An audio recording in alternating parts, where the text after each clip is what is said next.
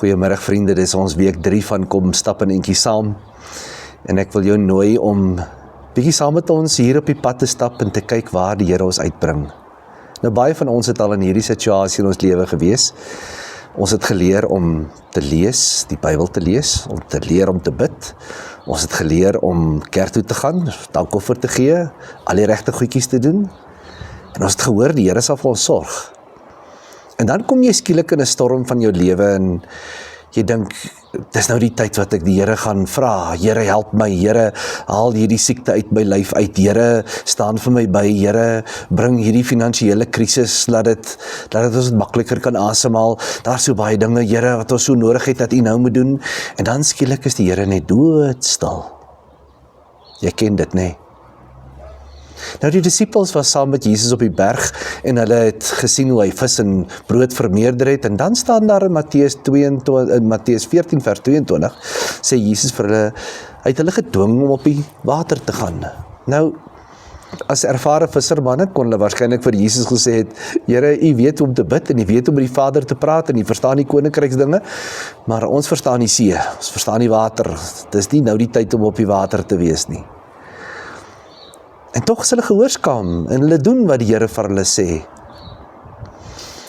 En dan bevind hulle self in die middel van die storm. En dit kon maklik gewees dat hulle gesê het, nou waar is Jesus nou? Hoekom is hy nie nou by ons nie? Hoekom help hy nie nou nie? Dan sê die Bybel vir ons dat terwyl dit al amper begin lig word en hulle worstel die hele nag deur om net veilig aan die ander kant te kom, dan kom daar die gevreesde ding wat hulle altyd geweet het, want in hulle kultuur het hulle gesê, as jy in die nag op die water is, dis wanneer die monsters gaan uitkom, hulle gaan jou vang, die spooke gaan rondloop, en jy is in die moeilikheid. En dan sien hulle hierdie spook na hulle toe kom. Hulle wonder waar is Jesus, maar hulle sien nie altyd vir Jesus raak nie. En so kom Jesus op die ou ende naby genoeg aan hulle, sodat hulle hom kan sien, en dan ken ons die verhaal hoe Petrus op die water geloop het en op die ou ende maak Jesus die storm stil en al hierdie dinge gebeur. Die belangrikste ding van hierdie les vir die disippels waarop Jesus hulle dan nou so sou gedwing het om op die water te gaan, is sodat hulle kan leer dat hy is nie daar in die goeie tye wanneer brood en vis skielik vermeerder word nie, maar hy is ook daar wanneer die storms van die lewe daar is. En jy mag dalk nou in die middel van 'n storm in jou lewe wees. En die wonderwerk is dat jy kan weet, jy kan die Here vertrou binne in die storms van jou lewe.